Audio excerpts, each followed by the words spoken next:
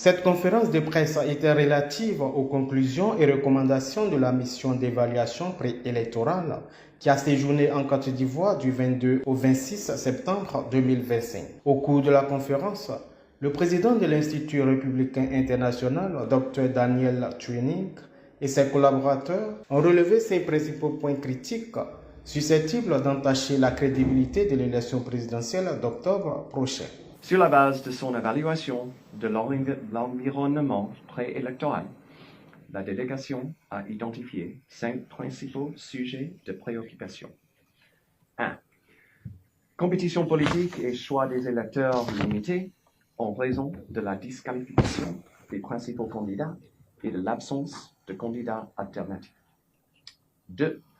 L'apathie et la privation du droit de vote des électeurs, en particulier chez les citoyens ayant atteint 18 ans qui ne peuvent pas participer en raison de la clôture de la période d'inscription sur les listes électorales en novembre 2024.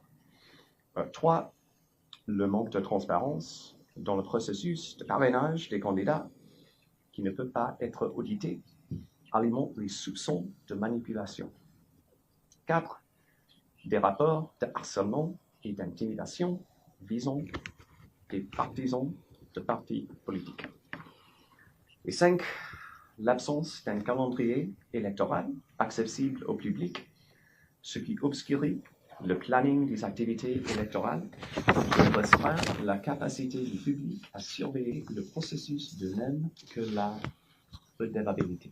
L'environnement de la campagne électorale en vue de l'élection présidentielle d'octobre 2025 est caractérisé par d'importants défis pour la compétition politique.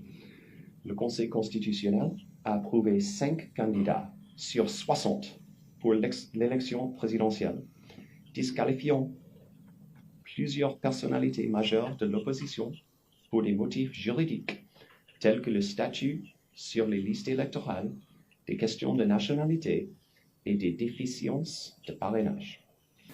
L'absence de procédure d'appel restreint davantage la compétition politique, alimente les soupçons de manipulation et sape la confiance du public dans le cadre juridique.